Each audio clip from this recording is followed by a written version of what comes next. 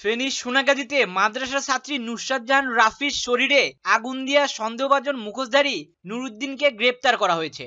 শুক্রবার বেলা 11টার দিকে ময়মনসিংহ থেকে তাকে গ্রেপ্তার করা হয়।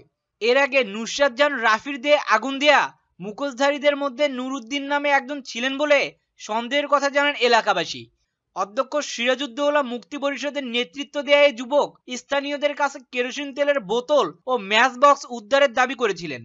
এলাকাবাসীদের একজন বলেন, নুরুদ্দিনকে জিজ্ঞাসা করলাম, তুই তো আসিলিস ওখানে? নুরুদ্দিন বলল, আমি ছিলাম, কেরোসিন আর ম্যাচ ছাদ থেকে আনছি। অন্যদিকে ফেনী সোনাগাজী ইসলামিয়া সিনিয়র ফাজিল মাদ্রাসার আলিম পরীক্ষার্থী নুসরাত জাহান রাফি হত্যা মামলার অন্যতম আসামি সোনাগাজী পৌর আওয়ামী লীগের ভারপ্রাপ্ত সাধারণ সম্পাদক পৌর কাউন্সিলর মকসুদ আলমকে গ্রেপ্তার করা হয়েছে।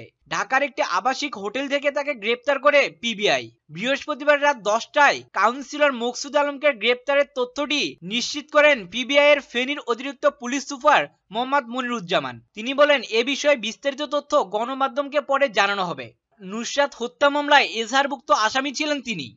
অপরদিকে নুসরাতের উপরে বর্বরতার প্রতিবাদে হত্যাকারীদের দৃষ্টান্তমূলক শাস্তির দাবিতে উত্তাল সারা দেশ।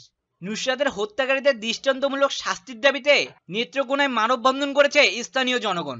নুসরাতের হত্যাকারীদের শাস্তির দাবিতে যশোরেও হয়েছে মানববন্ধন।